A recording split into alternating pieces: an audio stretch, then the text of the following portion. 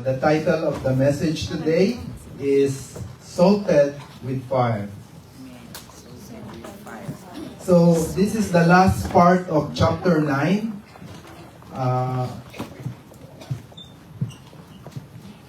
As we all know, those who are, all of us following the book of Mark, halfway of the book of Mark, Jesus started to minister private teaching to his 12 disciples, to the main core.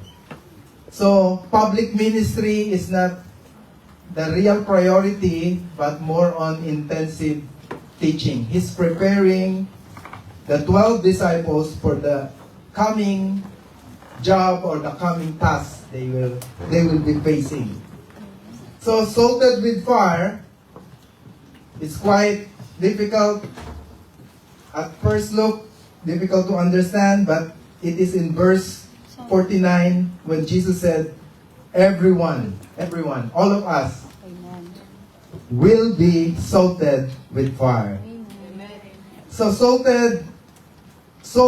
is used for preserving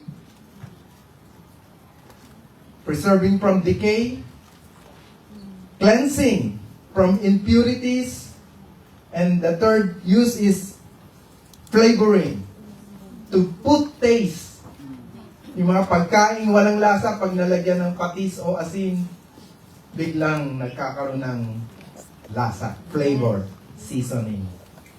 So, before we read the scripture, we already read a while ago, chapter 9 started with the transfiguration. Transfiguration is when Jesus show a glimpse of His glory, the real Him, who He is from heaven. He showed to the three of His disciples, Peter, James, and John. And right after that mountain experience, they went down. And then He just found out that His other disciples were struggling how to cast out a demon. They cannot cast out a demon. Like what Jesus had been doing, sila naman, hirap na hirap. Kaya tinanong, Teacher, Lord, how come we cannot cast the devil out of that man? Ikaw, one click lang. And Jesus said, this comes in anything but by prayer. Amen. So, ngayon, after that, Jesus gave time to His disciples, and then there was an instance, Pastor Erson shared, that the disciples are starting to get medyo mayayabang na ba? Medyo tumataas ng lumalaki ng mga ulo. And then they're starting to argue, who will be the first among us? Who is the greatest among us? Maybe Peter said, I am, or John. Oh, kami yung dinala sa mountain. So they started to have some pride being one of the 12. So that's dangerous. Jesus needs to teach them that Jesus said, whoever who wants to be first among you must be the last or the servant of all. So, and now comes this instance. I entitled it Salted with Fire, but actually before the word salted with fire came, there were two warnings in this verse. Especially for the disciples, Jesus warned them about serving. Since you will be serving me, since we are all servants of God, Jesus gave this warning about serving. Another warning He is talking about here is warning about sinning. Because He said, if anyone or whoever causes to sin or to make sin, Jesus gave a warning. And then, warning about serving, He said, whoever gives. Giving is serving. So, a warning about serving. A warning about sinning. And then comes this conclusion that everyone will be salted with fire. So, let's look into it in detail. And Before I read this, I will give you the outline. So this is a short outline. Yeah, I just mentioned it. Warning about serving, when he said, whoever gives, or anyone who gives. And then a warning about sinning, from verse 42 to 49. It is about warning of getting someone stumbled. Yung may matitisod ka na bago, o bata, o weaker in faith. And then, the warning was emphasized about hell. Hell. Anong po yun sa Tagalog? Impyerno. Number one deception of the devil or Satan is to make people believe that hell is not real. But here, Jesus repeated it 3 times, the reality of hell. Kapag inuulit, ano ibig sabihin? Mahalaga. Mahalaga. Dahil mahalaga, importante. Yan na naman tayo. Anyway, let's now all stand up in reverence for the reading of the Word of God. Let's read it in the NKJV version because complete po to. Yung kasing NIV kanina, yung part na tungkol sa hell, isang beses lang. Pero sa NKJV, inulit niya 3 beses. Bakit kaya inulit? Okay, let's read. Mark 9, verses 38 to 50. Teacher, said John, we saw someone driving out demons in your name, and we told him to stop, because he was not one of us. Jesus said, do not stop him, for no one who does a miracle in my name can in the next moment say anything bad about me. For whoever is not against us is for us. Truly I tell you, anyone who gives you a cup of water in my name, because you belong to the Messiah, will certainly not lose their reward. So that is the warning about serving. Now let's go the warning about sinning. Verse 42. If anyone causes one of these little ones, those who believe in me, to stumble, it would be better for them if a large millstone were hung around their neck and they were thrown into the sea. If your right hand causes you to stumble, cut it off. It is better for you to enter life maimed than with 2 hands to go into hell, where the fire never goes out, where the worms that eat them do not die, and the fire is not quenched. And if your foot causes you to stumble, cut it off. It is better for you to enter life crippled than to have 2 feet and be thrown into hell. Hell is where the worms that eat them do not die, and the fire is not quenched. And if your eye causes you to stumble, pluck it out. It is better for you to enter the kingdom of God with 1 eye than to have 2 eyes and be thrown into hell. Hell is where the worms that eat them do not die, and the fire is not quenched. And this is the title of our message: everyone will be salted with fire. Salt is good, but if it loses its saltiness, how can you make it salty again? Have salt among yourselves, and let's read, and be at peace with each other. Let's pray. Oh dear God, we need your help, Holy Spirit, to make us see clearly the truth. You are the way, you are the truth, and you are life. Thank you for your words. Let the scripture speak to our hearts and use it so that we will be salted with fire. All this we pray in Jesus' name. Amen. We can all be seated and put our full attention in the hearing of the Word of God. So let's go to the first outline. Warning about serving. As a disciple or a believer of Christ, we are called to serve, to love our neighbors, to serve in the church, and to love everyone, to share the gospel. So, in this warning about serving, there are three things that we will look into. In each verse, you can see that there is no exclusivity.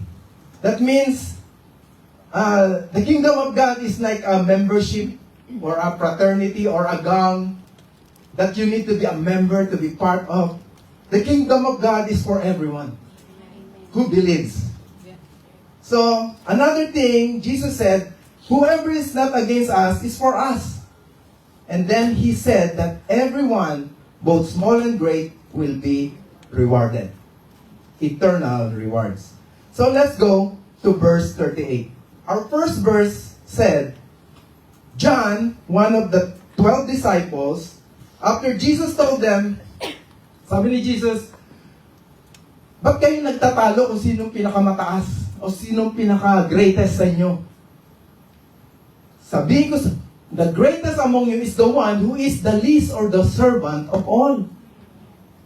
So that was among them. And then suddenly, John questioned Jesus. He asked, Teacher, we saw someone driving out demons using your name. But he is not one of us. So, we stopped him. Nakita niyo ba? Sabi kasi ni Lord, kayong 12, kung sino pinakamababa sa inyo, siya ang pinakamataas. Pero meron sila nakita, not belonging to the 12, someone na hindi nila kilala. But, he's driving out demons. Epektibo. Remember, when Jesus went down from the mountain, the disciples cannot drive out demons. So, sabi niyan, mas magaling pa to sa amin Pero, ba't nila pinestop? So, you can see there's something in them. Jesus needs to correct them.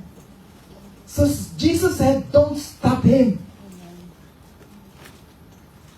So, Jesus is now telling or teaching us that we should have this kingdom mindset. Ano ang kingdom mindset? So, to teach them, Jesus answered the question of John. He said, do not stop him. Verse 39, Jesus said, for no one who does a miracle in my name can in the next moment say anything bad about me. So here we will be learning how to relate with other servants. We are all servants of Christ. Amen? Amen. But there are millions and billions of servants of Christ all over the world. Or only in this, right? So, how do we relate to them? So now, Jesus is telling us, there should be no exclusivity. Or, everyone is included. Whosoever believe nga eh. If you are a whosoever, you can be part. You can be a servant of God. So, these are some hindrances of having a kingdom mindset. First, you have the wrong attitude towards other servants. The wrong attitude may be jealousy, envy. Kagaya ng mga disciples. Aba, sino to? Hindi naman kasama namin, ang galing magpalayas ng demonyo. Pero ginagamit ang pangalan ni Jesus. Kaya, nagtanong sila. So sabi ni Lord, kasama yan.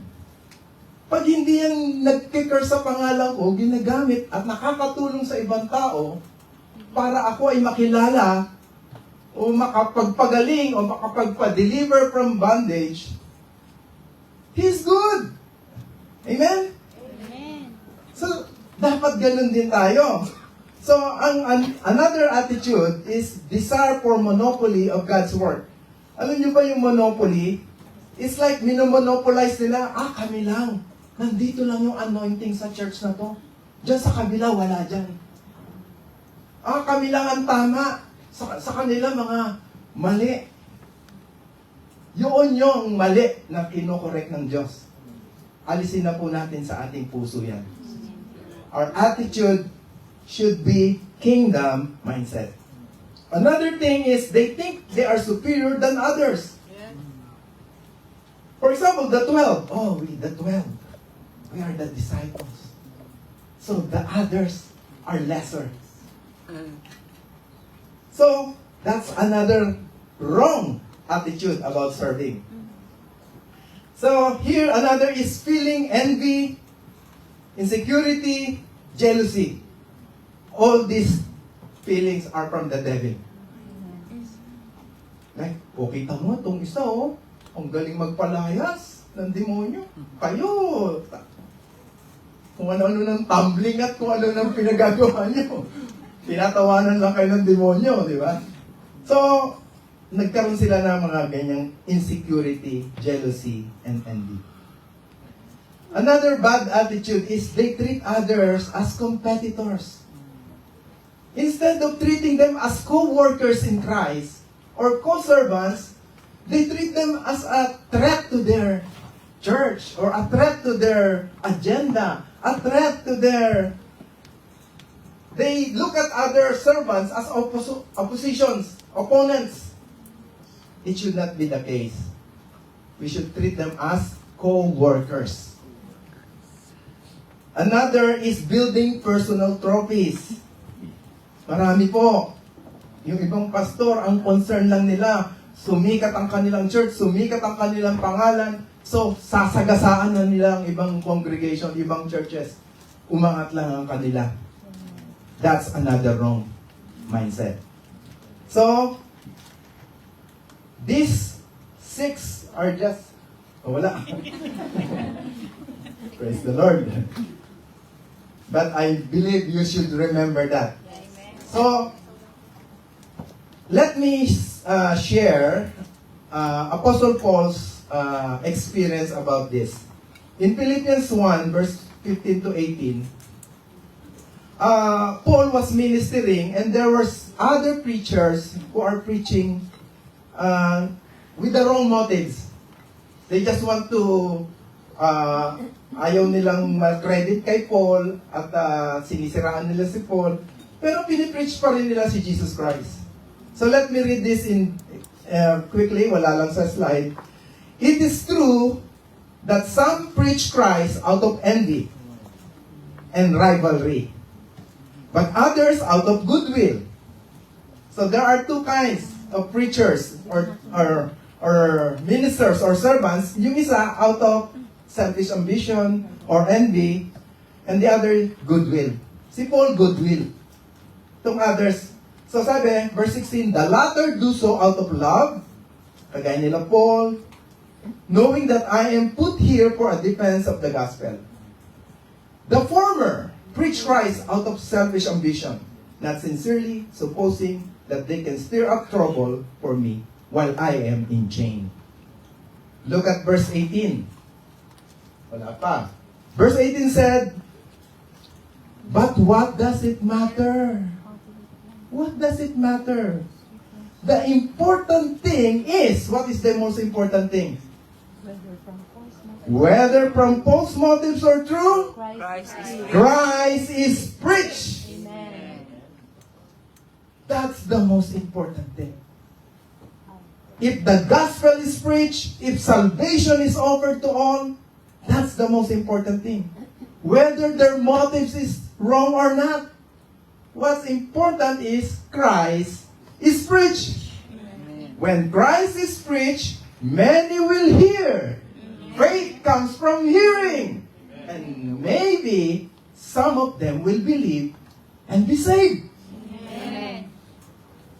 The most important thing is Christ is preached. Amen. See that kind of attitude? If you are not yet mature in faith, you will always fight with other preachers.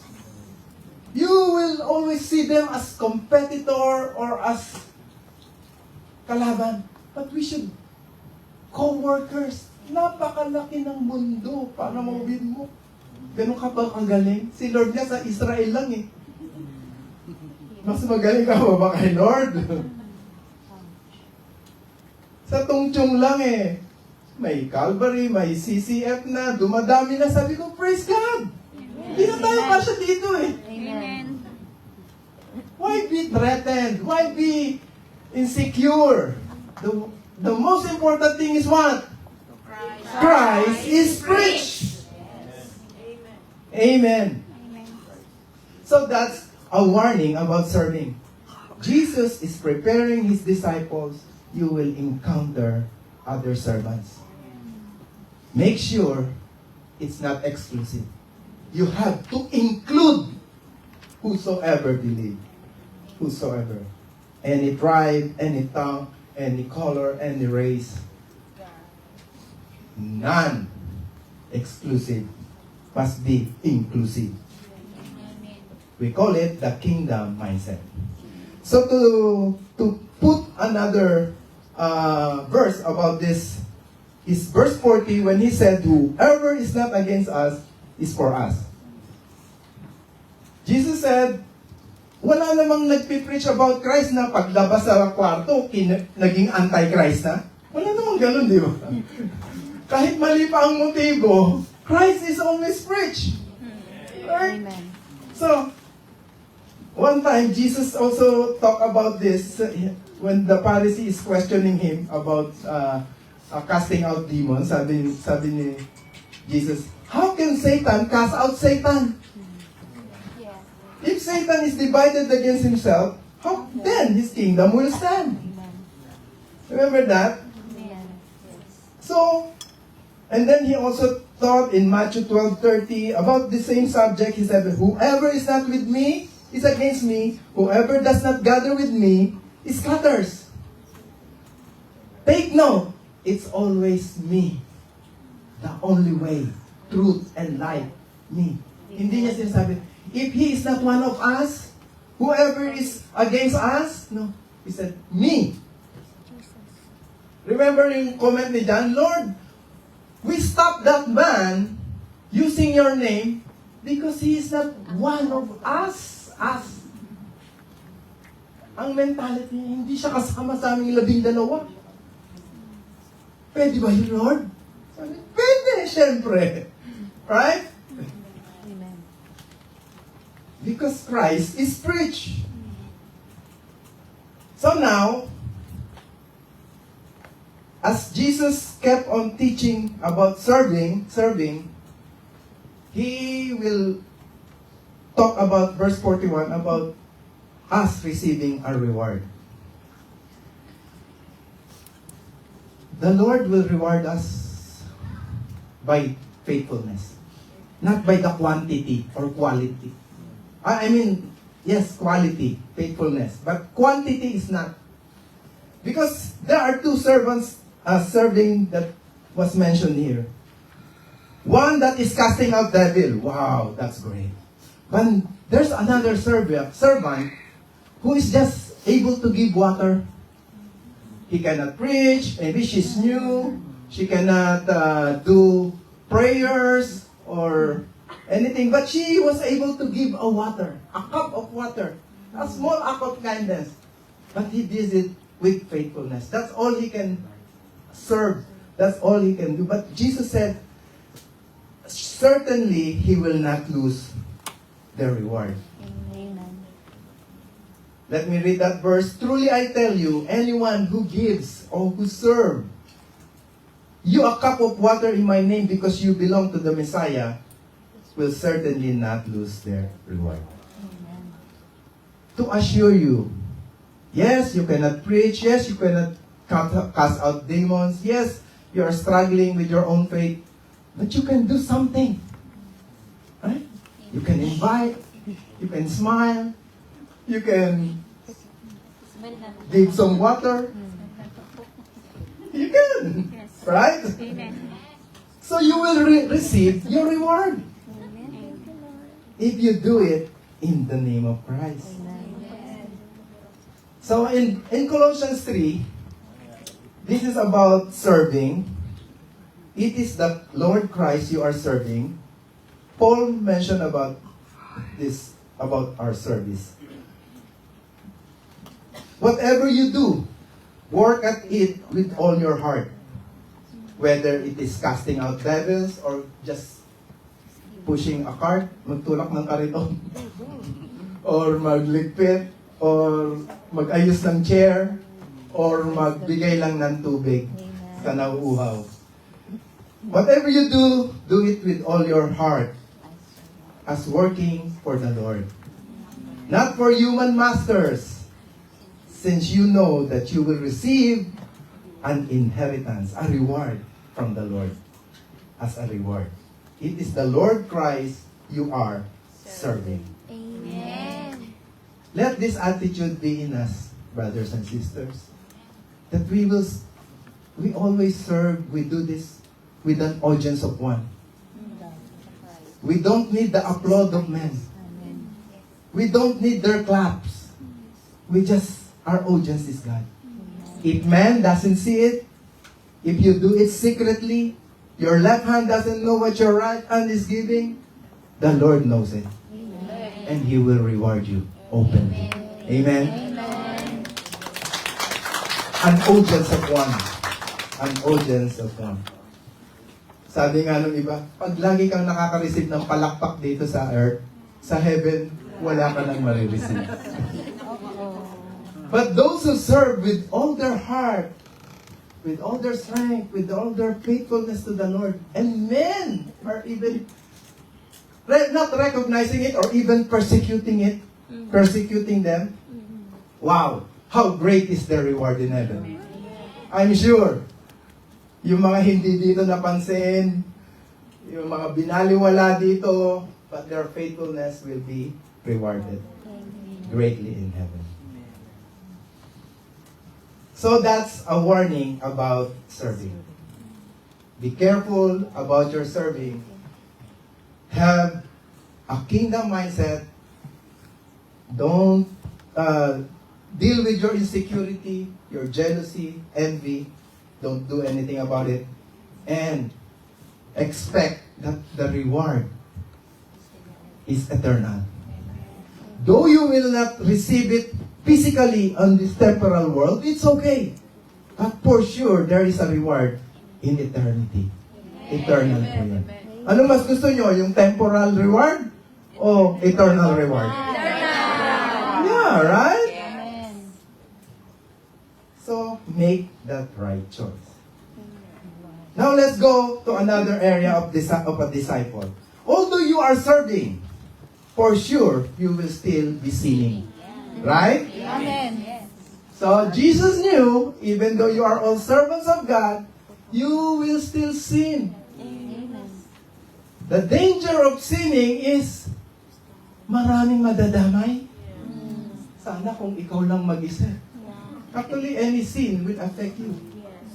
Your loved ones, your family. Not only here, throughout eternity. So the warning about sinning, we'll look at three things again. First, the stumbling problem. Yung nakakatisod na sin. Mas matindi sana kung ikaw lang nakakita sa sin mo. Pero pag may na-stumble at may natisod, magpakalunod ka na lang. Yun ang sabi. Hindi lang yung lunod na mahirap kasi lumubog eh. May malaking bato dyan na drawing. Pinasa sa akin ni Brother Lloyd. Mamaya na. Ano pang pangalawa? Radical attitude about sin. When it's radical, how serious you hate sin. How really frightened you are about sin. Hindi kayo Kristiyanong planning to do sin. Marami, nung young Christian pa ako, ay, sige, magkakasala muna ako nitong Friday night. Magsisimba na, magre-repent naman ako sa Sunday eh. Parang ganun ba? You are planning to sin? Hindi pang disciple yun. Pang attender, pang Sunday Christian yun. So, you have to have a radical attitude about sin. ang sin.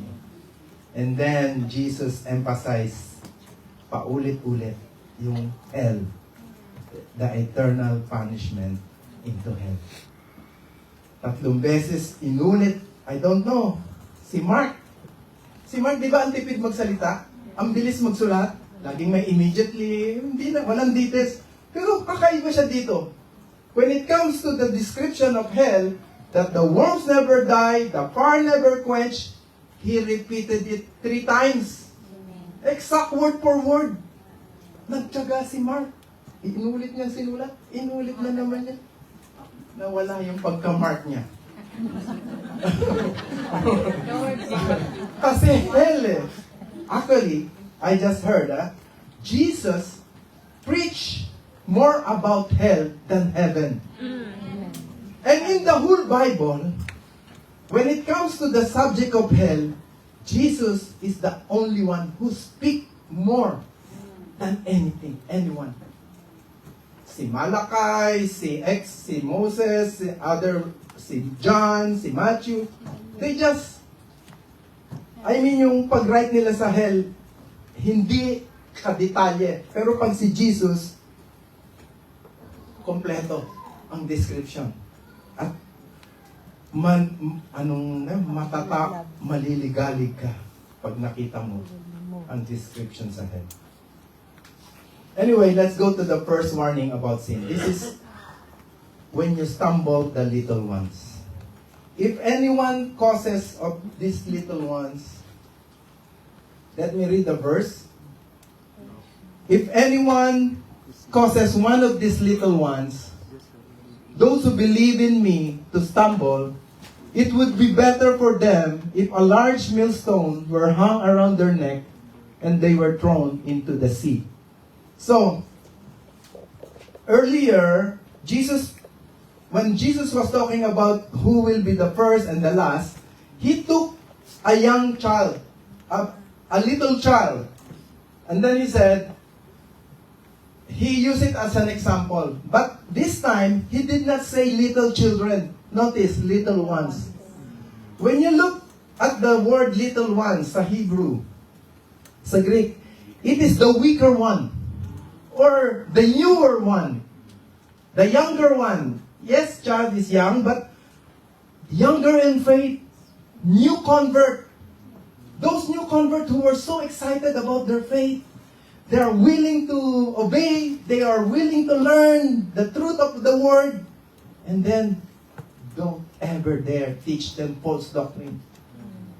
Once you do that, you are sinning. And God hates that kind of sin. When you stumble this new, lalo na yung ID 101. Kaya dapat ang teacher ng ID 101.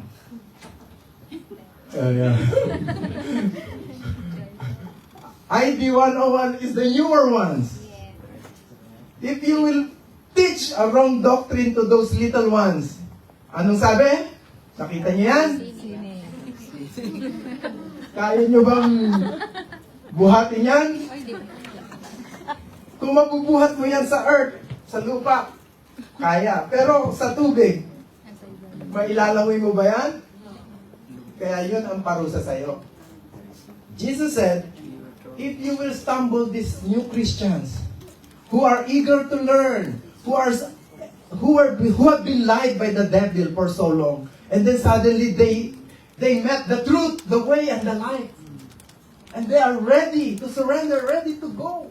And then you teach them, no.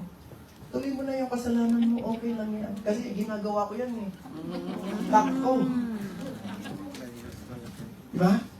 Sabi, uy, excited na ako magkapo. Hindi, grace giving lang ako. Paano mo malilid? Blind guys? How can a blind lead another blind? Kaya, ayan ang parusa. Di lang parusa. Sabi, mas mabuti pa, ikaw na lang gumawa. You tie for yourself. Not a necklace, ha? Ito ang necklace mo. Your pendant will be as big as this. And once you wear that in your neck, you jump to the sea. Not to the swimming pool, to the ocean. That is better for you. then you stumble these little ones. So warning about sin is actually will affect not only yourself, but even the people who look up to you. Especially when you always say, I'm a Christian. Or I'm mature. I'm like this. But if you cause them to stumble, better tie a millstone in your neck and drown yourself into the sea. So this is another verse by Apostle Paul in 1 Corinthians 8:9. It's quite big. This is about the weaker in conscience, or the little ones, the weaker in faith, the new converts. This was an issue about eating food. You might get confused, but those who eat only what they think is right, is holy, is weaker in faith than those who eat everything. Kakalito, no? Unang tingin mo, oh, yung maraming bawal. Hindi kumakain ng dinuguan. Uy, ang lakas ng faith niya. Akala mo gano'n, di ba? Pero sa totoo lang, sa scripture, yung kumakain ng lahat, siya yung malakas ang faith. Talaga kumain na tayo nito. Not like that. No. Don't be misled. But actually, if you are maturing in Christ, you will know the freedom in Christ. Amen. God will reveal it to you. Because it's in the heart. Everything is in the heart. Even Jesus said, whatever you eat, it's okay. What defiles you, it's what you say. What enters your mouth doesn't defile you. But what goes out of your mouth, the curses, the bad words, that defiles you. Anyway, let me just read this. But you must be careful so that your freedom does not cause others with a weaker conscience to stumble. You know, those mature Christians, they know the freedom in Christ. They know that. They know that everything is permissible, but not everything is beneficial. They live to that principle. So, if they think their conscience says it's okay to eat that, it's okay. They're not sinning. But here is an example. There is a weaker conscience who believe that eating that food sacrificed to idol is a sin. And then you are the super knowledge. Paul called it super knowledge. I use the NLT translation here because it's easier to understand. But you can picture the situation. There are two Christians, one who is mature, who believes that he can eat anything, and there is a new believer who siguro galing sa kulto o galing sa maraming bawal mahabang buhok, bawal ang kumain nito, bawal ang gawin yan, maraming sang bawal. So, sa kanya, yung conscience niya, masama yun. Pero nandito yung bagong Christian, sabi, basahin na lang natin. For if others see you with your superior knowledge, look at the word superior knowledge was, ano tawag yan? Naka-highlight. Basahin ganun. Superior knowledge, eating in the temple of an idol, will they be encouraged to violate their own conscience by eating food that has been offered to an idol? It was like this. You went to the temple and then disciple mo, new convert. Ikaw yung teacher. Tapos sa kanya, bawal kainin yun kasi madumi pa sa tingin niya yun. Ikaw sa tingin mo, okay lang. So, kumain ka. Tapos, nakakain ka. Tapos, talaga? Yung conscience niya na-violate. Nalito siya. Na-stumble siya. So, anong gagawin mo? Sorry, Lord. Kunin mo na yung pendant mo. Ayun, alam mo na yung pendant mo. Pa-deliver mo na ng bulldozer para masunod mo na yung command ni Lord. Nakastumble ka kasi. Sabi nga ni Lord, it's better for you. So do the better one. Wear your necklace.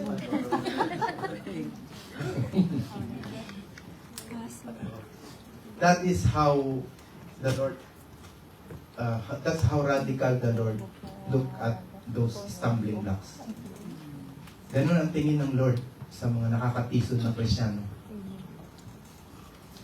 You're supposed to be a right model, the good model, but you're leading them astray.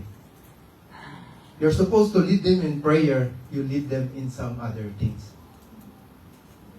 You're supposed to teach them the Bible, the scripture, you're teaching them other things. And your life shows the other things. So, what will you do? Repent. Repent. Kesa mo necklace ka. Sabi gusto mo, repent o necklace? Oh. Yun. Repent. Repent na. Bigat. Truly. Verse 11 said, "So because of your superior knowledge, a weak believer for whom Christ died will be destroyed." Look at that. That weak believer, kung wala ka sa kanyang pakialam, just remember, Christ died for that person. The blood of Christ was shed for that person, and then titisurin mo lang. Sayang ang dugo ng Panginoon na inalay sa taong yun at sisirain natin. So when you sin against other believers by encouraging to do something they believe is wrong, you are sinning against Christ. That is a warning about sinning. If you sin, actually God will see any kind of sin, whether in secret. But worse is you are showing it out. Bulgaran, lantaran, pinapakita mo sa iba. They will be stumbled. Another warning about sinning is this. Verse 43, amputation. Ano ba yung amputation? Cutting your hand, cutting your feet, plucking your eyes. Kakatakot na. By the way, when we go to heaven, we will not see one-eyed people there. Hindi puro pilay, hindi puro putulang kamay. No, hindi ganun. Baka akala nyo, pag-akit ko sa langit, lahat ng tao, isa lang ang mata. Lahat ng tao, isa putulang kamay. No, it's not. This is a hyperbole. Jesus is emphasizing something serious. How you treat sin. How you look at sin. So, he said, if your hand causes you to stumble, cut it off. It is better for you to enter life maimed than with two hands to go into hell, where fire never goes out. So, for us to now understand it clearly, nung first na tinuro to ni Brother Lloyd sa Mark 8:35. Actually, Brother Charlie also shared this in the morning devotion. It keeps coming back to us. Sabi, for whoever wants to save their life will lose it. But whoever loses their life for me and for the gospel will save it. Parang, wow! Kaya ko bang ibigay para sa Lord? This is not literally killing your life, your physical, or committing suicides to offer it to God. No. Or cutting your hand. No. Jesus said, this is how you will surrender everything to God. Or how you will hate sin. I pray the Holy Spirit will speak to your heart. Why Jesus have to tell this kind of hyperbole? Or why he needs this kind of illustration. That it's better for you to be one-eyed, because eye always causes us to look with lust, to look with envy, to look at pornography, to look at anything that is worldly. It satisfies us. It causes us to sin. Hindi ka naman agad nagkasala eh. entices you, it draws you far from the Lord. Hindi yung, ay, bigla ko na lang nagawa. No. Pinagmuni-munihan mo yun. Matagal mong pinag-isipan yun. Hindi ka rin sigurado kung gagawin mo yun o hindi. Tama ba, hindi? Tama. So, alam nyo, pare-pareho lang tayo na raramdaman. Mga kapatid, right? So, this is how you have to treat it. Block it out. Because hell is real. Hell is really a place of torment. Again, I repeat what I said. The devil's number one strategy is to make people, even Christians, that hell is not real. They say, heaven is real, we will all go there, but hell is not real. No one, there's no hell. Gusto lahat nila sa heaven. Yung nga iba, justification by death. Ang akala nila, pag namatay na yung tao, oy, wala na siyang hirap. Kahit yung sanggano dun sa kanto, rest in peace. You are now with the Lord. Paano di ba? Parang ang hirap isipin na. Anyway, this is a radical attitude about sinning. So now let's go. So there are three things na sinabi doon. Yung una, I, that causes you to sin, pluck it out. Pwede kang si Bianong Bulag. Kilala niyo si Bianong Bulag? Hindi po. No. Hindi po. Yung movie nung araw na isa lang ang mata niya. Fernando po. Magaling siya, sharpshooter. Fernando po ba yun? Lalo na confused. Basta isa lang ang mata nun. Pero hindi yun ang pinapagawa ni Lord, ha? Ibig sabihin, tigil mo. Kasi may isang istorya ito. Yung cut it off, ganda yan eh. May kakilala ko na ang gusto talaga niyang gupit barber's cut. Pero may time na wala talaga siyang makita, nagmamadali. Doon sa ali-ali sa Central, nagpagupit. Tapos nagkataon, ang ganda nung naggugupit, tapos makwento. Talagang, so ngayon, maya-maya, maiksi pa ang buhok niya. Parang gusto kong magpagupit uli ha. Ngayon, inaantay niya nang humaba yung buhok niya para magpagupit siya uli. So, susunod na gupit, napapahaba na yung kwento. Tapos, medyo naiiba na. And then the Holy Spirit just came in. It's not right to have that kind of feeling. Not your wife.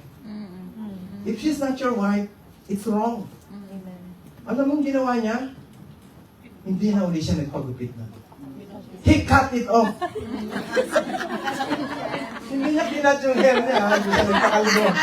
Ang ibig sabihin, kinat niya. Kasi alam niya, it will cause him to sin.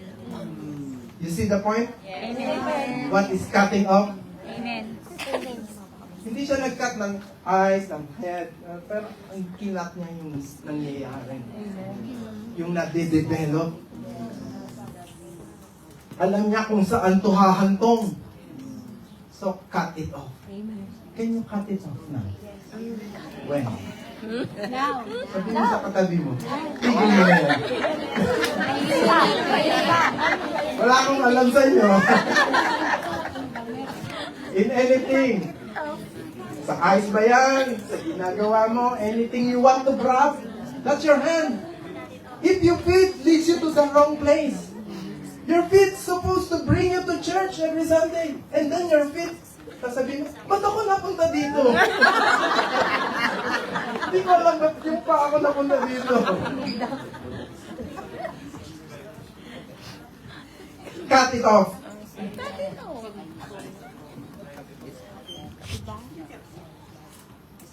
Why you need to cut it off?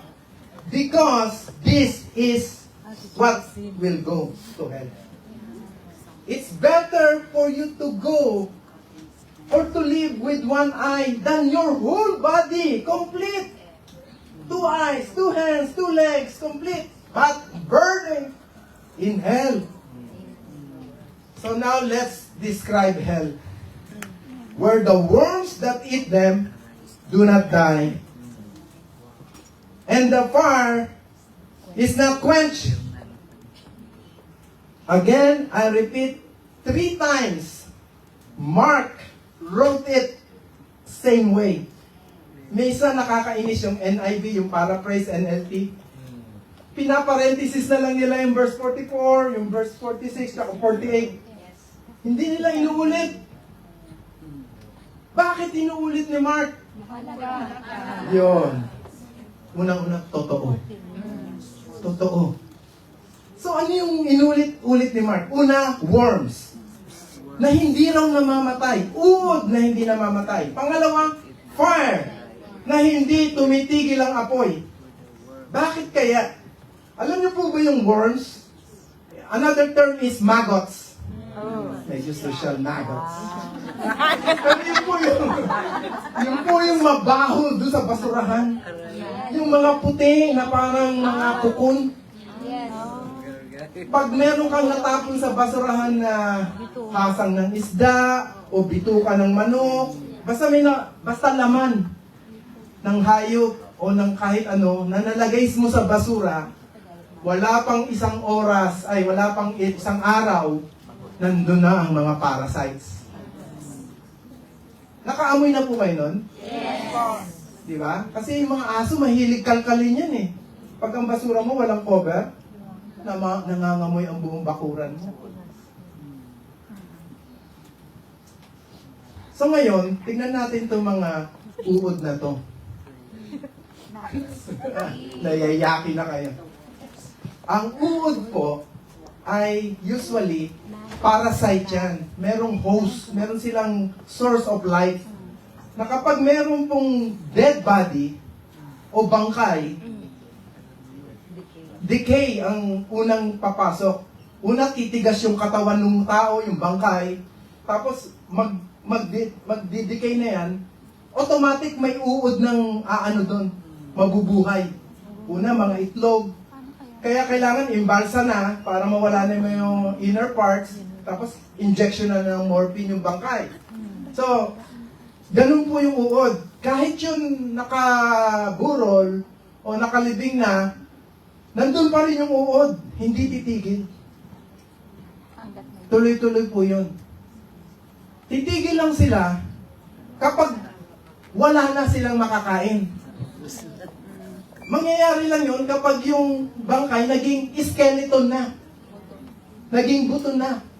So yung mga uod, ano yun? Magiging langaw. Alam niyo? Yes! Hindi ba lang yun? Parang caterpillar na naging butterfly. Saan ba galing ang langaw? Sa uod. Kaso, pag nang uod, wala na makain, they will fly. Fly nga ang tawag sa kanila. They will fly away. Eh bakit sa hell, hindi namamatay ang uod? Yan ang tanong eh. Ibig sabihin, hindi ka magiging skeleton doon. Gusto mo na sanang maging skeleton. Tama na. Ang masakit na. Sana skeleton na ako. Ang katin itong mga uod. Sana kung bangkay ka na hindi mo nararamdaman. Eh, living dead ka dun eh. So, ang sabi dun, forever and ever kang inuuod. Hindi ka magiging skeleton.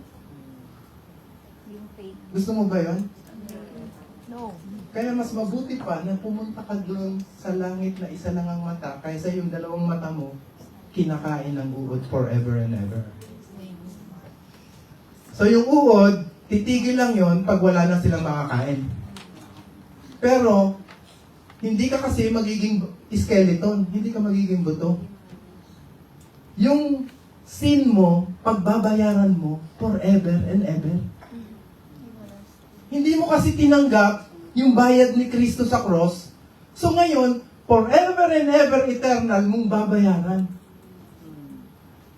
Gusto mo ba yun?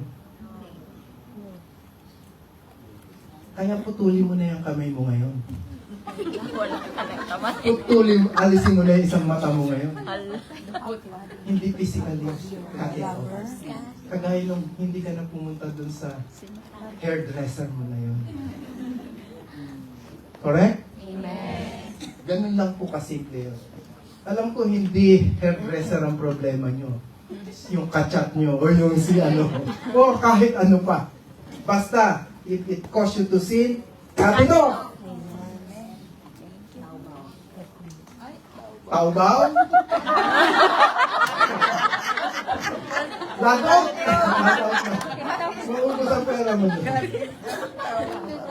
Naging mura po doon. Kaya, kesa pumunta ka pa sa HKTV Mall o sa mas mahal, Shopee o Taobao.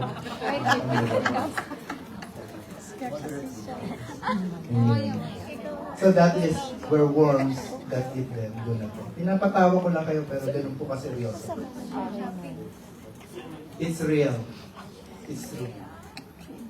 Because it came from the mouth of Jesus and 3 times it was written. Actually, Jesus quoted it from Isaiah, where worms that eat them. Who is them? The sinners, the wicked, the ungodly. Those people who don't have Jesus. The worms will eat them forever. The worms will die if they become skeleton. But since their punishment is forever, the worms never dies. And then another, the fire that is never quenched. I have a picture here of the illustration about hell. Kita nyo ba yan? This is a picture of Gehenna in Jerusalem. It's a valley. In the Old Testament, there is a king, a wicked king in Israel who sacrificed children in that place. And then the place became a dumping site for dead bodies, yung mga walang panlibing, tatapon na lang doon. So, naging basurahan. So, if po ang dumping site talaga, ang basura po, punong-puno po yan ng mga kung ano-ano, chemicals, oils. Even a dead animal, a dead body, have oils. Kaya po yung kapag ang air tumaas, yung mga liquid naman, bumababa. That's why in Metro Manila, do you know Metro Manila is all plain? NCR, meron pong mountain dyan sa Antipolo, sa Taytay, correct? Yeah. Pero Manila po walang mountain yan. Plain yan eh. Pero meron pong mountain banda sa Tondo. Yes. Naabutan niyo yun? Sinong buhay pa ay buhay na. Nung panahon namin po, may tinatawag na Smoky Mountain. Ang ganda ng pangalan, Smoky Mountain. Pero yan po yung nakasira sa image, lalo na ng ating First Lady Imelda Marcos noon, na pinakita yung mga sapatos niya, yung mga palasyo niya, tapos sinight naman yung Smoky Mountain. Smoky Mountain po is a dumping site, garbage site. Sa dami ng basura, naging mountain. Kaya pala Smoky Mountain. At kaya po yung nag-i-smoke, kahit bumagyo, kahit bumaha, walang tigil yung apoy, parang volcano. Kasi po talaga naman yung mga taba ng katawan, mga oil, mga ano, nandun sa ilalim at tuloy-tuloy yung apoy. Kaya po yung Gehenna sa Israel, ang sabi diyan, yung apoy doon ng basura, hindi tumitigil. Kaya nga yun ang illustration ng hell eh. The gates of Hades or Gehenna. So, let me tell you, bakit hindi tumitigil ang apoy sa hell? Kasi puno ng ng sin bodies. Sin. Sana maubusan na ng gasolina o magtaas ang presyo. Sa Pilipinas mo, ang taas ng presyo ng gasolina ngayon eh. Pero sa hell, hindi po maubos yung gasolina kasi po yung oil ng mga bangkay ng tao, hindi na rin nauubos. Yung mismong langis ng katawan mo ang sumusunog sa'yo. And that is forever. May uod ng kumakain sa katawan mo, kumpleto man ang mata at kamay mo, kinakain ng uod forever. At meron namang apoy na sinusunog ka. Pwede sana kung yung apoy, sunog na ako, abo na ako, okay na, tapos na. No, forever ka na napapasok. Sinong natalsikan na ng mantika sa kitchen? Oh, marami na kayong masaya. Salted with fire na kayo. Subok na, subok na. Sinong napaso na ng plancha? Oh, marami dyan hindi marunong kasi gumamit eh. O, binili niyo yung planchang sale. Pero umiinit yung handle. Grabing plancha. Pero sa Shopee, ang mura, oh. Buy one, take 10. Pero pag saksak mo, ang umiinit yung handle. Ang galing, no? Ayan, sige. Pinapatawa ko lang kayo para huwag kayo masyadong... Dapat matakot pala tayo sa hell. Hell is real. Bakit uulitin to ng 3 beses kung hindi totoo? Kasi po importante. Tama? Amen. Importanteng matakot ka sa hell. So ngayon, kung papapiliin ka, buong katawan sa hell o biyanong bulag o pilay? Biyanong bulan. Yeah. You made the right choice. That is how radical we should be with regards to sin. Do not be a stumbling block. And then, hell is real. And then the next is, ano yung isa? Yun, basta yun na. Now, let's go to the conclusion. After the warning about sinning, about the warning about serving, this is to be salted with fire. So let's look at the word fire, salt, and what is salted with fire. There are 3 things we look at. Refiner's fire. Fire has 2 purposes. One, to destroy. That is the judgment, wrath of God. Everything will be burned with fire. Destructive. Like hell. Destructive. But another good purpose of fire is purification. Refinement. So, here, a gold will go through a fire and it will just make it purer. Real gold. Refiner's fire. Refiner's fire. Wow.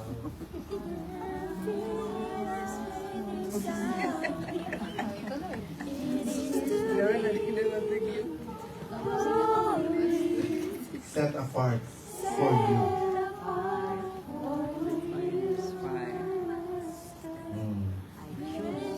You choose. It's your choice. It's your choice to be salted with fire. So refiner's fire is something about the purification of, or sanctification of our Christian life. So another word for fire is when Peter talk about this as the fiery trials of life, the problems of life. So when you say salted with fire, it's like subok sa pagsubok. Veterano sa labanan. Ang daming battle scars, pero nakatayo pa rin. Buhay pa rin. Amen. So Peter said this in chapter 4, verse 12. Beloved, do not be surprised at the fiery trial that has come upon you, as though something strange were happening to you. But rejoice that you share in the suffering of Christ, so that you may be overjoyed at the revelation of His glory. Wow. How can you be thankful when you have a problem? Diba? It's difficult to do that. When you consider it joy, when you face trials or fire in life, here you must look beyond this life. That there is glory in Christ. Imagine you will be sharing in the suffering of Christ. Wow, partakers of Christ's suffering. Hindi ka partakers of all glory. You must also be partakers of Christ's suffering. I remember when Peter and John were castigated sa prison. They went home and they were so happy. Alam niyo, we're so glad we suffer for Christ. Wow. Samantalang nung hindi pa sila mature, si Peter nagdi-deny. Ngayon si John nagtanong, Lord, in-stop namin yung kakompetensya namin. Kasi hindi sila kasama natin. See how they matured? Because they were salted with fire. Fire preserved them. Fire give flavor to their life. And fire cleansed their life. Salt pala ang purpose nun. Preservative, cleansing, and flavoring. Salt is good. That's what the next verse said. Before I go there, verse 49 then, everyone will be salted with fire. Another verse I want to share is 1 Corinthians 3:13.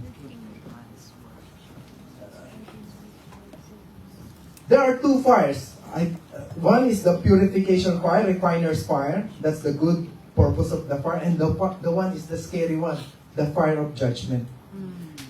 So in 1 Corinthians 3:13, Paul said, every man's work shall be made manifest. Lalabas ang totoo. Lalabas at lalabas ang totoo. For the day shall declare it, because it shall be revealed by fire. Everyone's work will be revealed by fire. Lalabas ang totoo. Everyone is serving, right? But your kind of serving will be revealed by fire. So these are the kind of service. Merong gold, silver, bronze. And there are also stone, wood, and hay. Pag lahat yan dinaan sa apoy, sinong matitira? Gold, silver, and bronze. Itong wood, hay, and stone, abo. How is your service to God? Ask yourself, am I doing this for my glory? Am I doing this really for God?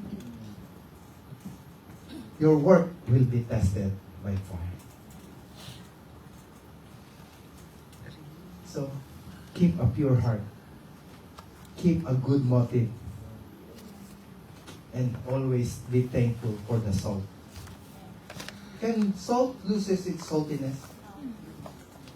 Meron bang nasa restaurant, yung salt, sabi niya sa waiter, tingin ng asin para ilagay ko dito sa asin. Kasi walang alat itong asin. Yung asin ng taste. Because asin, walang alat na asin. Wala nun. Salt is sodium chloride. It's a base compound na talagang may inherent saltiness inside. So meron pong salt na fake. Kung may Kristiyanong genuine, totoong Kristiyano, meron din Kristiyanong fake. Kaya yung mga Kristiyanong fake, walang alat siya. Hindi natin halata, hindi natin kita. But, alam ng Lord yun. That's why Jesus said, if the salt loses its saltiness, useless yan. Because a salt is a salt. For preserving, for cleansing, for seasoning. Salt is good. But if it loses its saltiness, how can you make it salty again? If you are really a child of God, you truly surrender your life, you are born again, you will remain a child of God. You will never lose your salvation. The salt is in you. You are born in it. If anyone is in Christ, he is a new creation. All things are passed away. Behold, the new has come. Jesus said in the Sermon of the Mount, you are the salt of the earth. You. Sabihin mo sa katabi mo, you are the salt of the earth. Amoy asin ka. You are the salt. Ginigising ko lang kayo kasi naantok na po kayo. Ang haba na kasi ng mensahe ko. Na-miss ko kasi itong pulpit, kaya pagpasensyahan niyo muna ako ngayon. You are the salt of the earth. Amen? Don't lose that saltiness. It will never be lost. So now let's go to the life application. Number 3, salted with fire is life application na po. Have salt among yourselves and be at peace with each other. Look at the word. When it comes to the salt, he did not say, ang may salt, yung mga magagaling mag-pray, magagaling mag-preach, yung magagaling masisipag sa ministry. Hindi. Ang talagang may salt, they are at peace with everyone. Amen. Yun ang salt. Yun ang Kristiyanong tunay. In the Beatitudes, he said, the last two, blessed are the pure in heart, for they shall see God. And then, blessed are the peaceful people or peacemakers, for they shall be called sons of God. That is being salted with fire. That means kung veterano ka na sa ministry, kung matagal ka na kay Lord, ang dami mo ng pinagdaanan, subok ka na sa mga pagsubok, your life will just be patient, goodness, kahit anong, hindi ka natataranta, napaka-peaceful mo sa lahat. Hindi ka na insecure, wow, praise God, ang galing mo. Hindi ka na, wala kang conceit, wala kang deceit. Ikaw ay totoo. Salted with fire. Salted with fire, that means is equal to be at peace with each other. So that's life application. So now, how can you be salted with fire? Heed the warning. Be careful about your serving. Yun ang sagot. Dito sa salted with fire, yung number 1 and number 2. Ano yung number 1? Warning about serving. What's your attitude when you serve? And then number 2, what's your radical attitude about sin? Those two, when you heed the warning of Christ, you will be salted with fire. You will be seasoned. You will be a nice, wonderful Christian. Amen? You would like to be like that? Gusto niyo ba maging ganun kayo? Ba't ko konti ang nag-amen? Amen. Mahirap man, we will be salted with fire. Si Lord na kasi nagsabi, everyone. You're not an exception. Everyone. Are you part of the everyone? Amen. So you will be salted with fire. So to put in detail the two warnings, number 1, ito yung conclusion, to wrap up the message, ito po yung conclusion. So when you have a careful attitude about serving, you must have a kingdom mindset. That means no envy, no monopoly. Number 2, treat others as co-workers. Teamwork. We are one in Christ. We do it for Christ. Don't treat other Christians as competitors, opponents. Ay, ang barangay na yan, inaagaw yung member ko. Kristo, ano ba yun? Kung doon siya masaya, nangyari yan. Marami yan. Nangyayari yan. Sa atin mismo. Correct? Repent. I also. I repent. Treat them as co-workers. Not competitors, not opponents. And then focus on spiritual rewards. Not the earthly and temporal. Yun po ang attitude sa pag-serve. Ang audience natin si Lord. Hindi tayo after sa palakpak ng tao. Gusto natin mapalakpakan sa langit. Amen. Amen. Number 2, to be salted with fire is the radical attitude about sin. If you will remember, do not be a stumbling block. What are the, weaker in faith yung little ones? Number 2, hate sin. Cut off the root. Tigil. Hinto. Stop. Lust of the eyes, lust of the flesh, pride of life. Ang packaging lang ni Satan pa iba-iba, pero dun pa rin kayo titirayan sa lust of the eyes nyo, sa lust of the flesh, at yung pride nyo. It's better for you to have only one eye than for your whole body to be burning in hell forever. And then, to have a radical fear or takot sa kasalanan, hell is real. Hell is real. How real it is? Because fire is not quenched and worm do not die. I hope maalala niyo yung mga illustration about worm not dying. Imagine niyo na lang yung amoy ng basurahan na punong-puno ng uod. Nakapunta na kayo sa sementeryo na nabuksan yung ataul? Never. Parang patay na dagat. Never.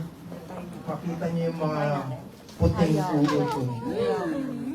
Kahit di mo pa makita, maaamoy mo na agad. Gusto niyo bang mag-spend ng forever doon? Of course not. So be radical about sin. Be careful about serving. Huwag niyong... Kanina, ang ganda ng topic ni Sister Ann. Sino nag-login kaninang umaga? Be vigilant with your serving. Ang pagsiserve po, laging may word na careful.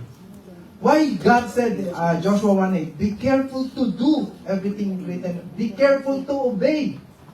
Laging nandun yung careful na word. Kasi pwede kang mag-obey ng careless.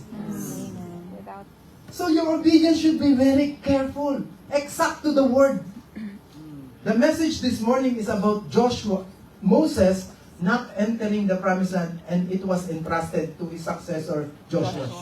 When you read the book of Deuteronomy, Moses pleaded with the Lord, Lord, can I see the land? Can I enter the land? I worked for it for 40 years. Lord, sabi ni Lord, tumigil ka na. Ayoko nang marinig pa sa bibig mo yan. You cannot enter the promised land. You know, when Jesus, but Moses, sabi nga, Moses was motivated not by any more, no, not the promise, by just faithfulness. Wala na siyang inaasahang makapasok, but he remained faithful till death. So, ang tanong ko doon, yung careful, alam niyo naman yung pagkakamali ni Moses malaking kasalanan ba yung mali ni Moses? Ang instruction ni God, Moses, speak to the rock and the water will come out. So, nandun na si Moses.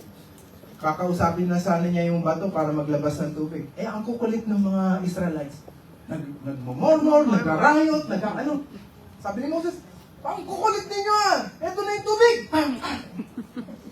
Hindi na pinalo yung tao. Pinalo niya yung bato. Sabi ni Lord, speak to the rock. Nag-obey naman si Moses. Pero careless. Hindi careful obedience. Lord, nandito naman ako sa church. Nakaupo kayo dito, Bisani. Are you carefully obeying? Or are you just sitting there? Balik kayo next Sunday, ha? Hindi ako galit sa inyo. Yan na makikita. So, let's pray na po. Nagtatayuan na yung mga pinapaalis na ako dito. Anyway, let's sing the song Refiner's Fire. My heart's one desire. I choose to be holy, set apart for you, my Master. If you are a disciple of Christ, all born-again believers will be salted with fire. No one is exempted. Every one of us will be salted with fire. Subok sa pagsubok. Subok na matatag. Subok na matibay. Ever ready.